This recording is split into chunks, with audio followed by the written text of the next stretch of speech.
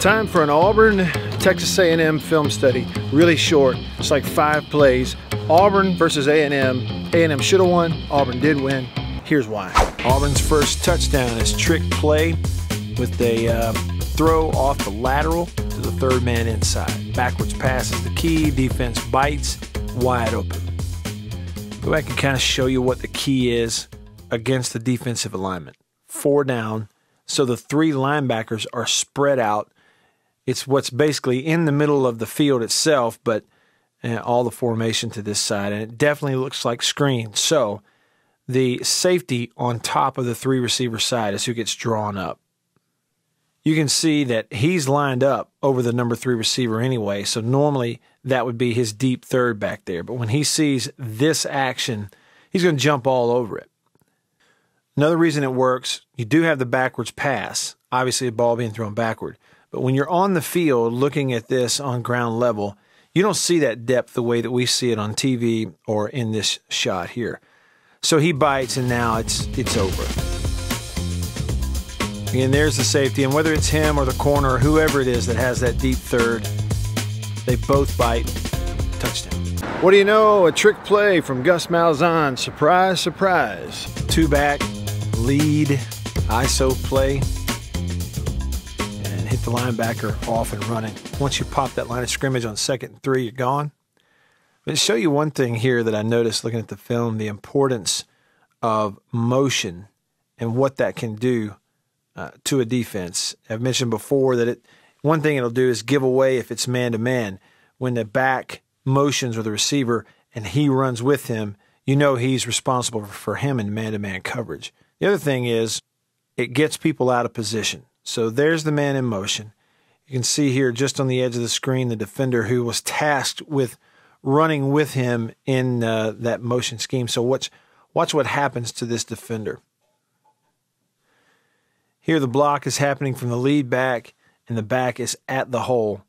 And that defender is not even aware, not looking. He's just trying to get through and basically runs himself completely out of the play just because the motion pulled him out of there.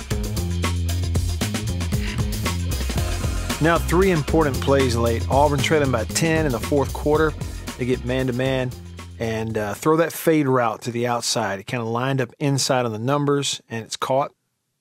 And in this situation, again, down here knocking on the red zone, Auburn goes 2 by 2 receivers, kind of, lined up inside the numbers on the outside. Give them room if it's man-to-man, and that's what they get. Look at the alignment here. It's man-to-man across the board with a free safety in the middle. Pretty obvious pre-snap read with that front and only 2 standing up. He knows he's got man-to-man right away. And I go back to where the initial alignment was.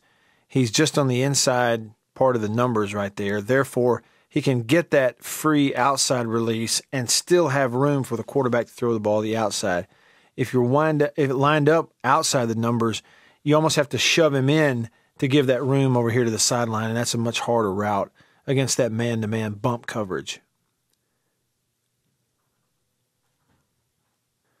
And to illustrate that, here they are in, basically splitting the numbers in the sideline, and then the ball is actually thrown out here to the sideline, which gives the receiver a chance to fall back and make that catch.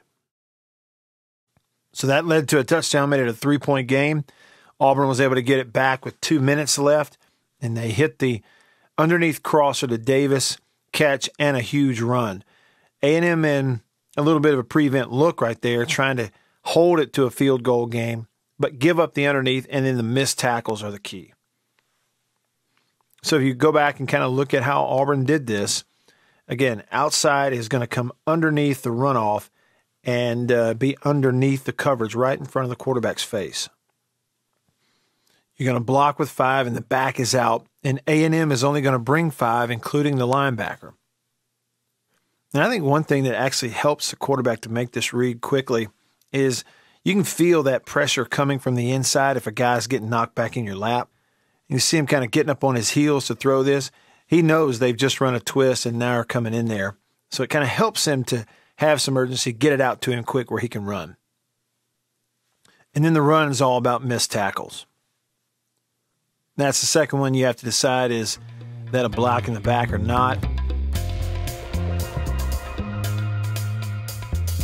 And so that got them down there and led to what was the game winner. They get man free, pick on that corner on that side, touchdown.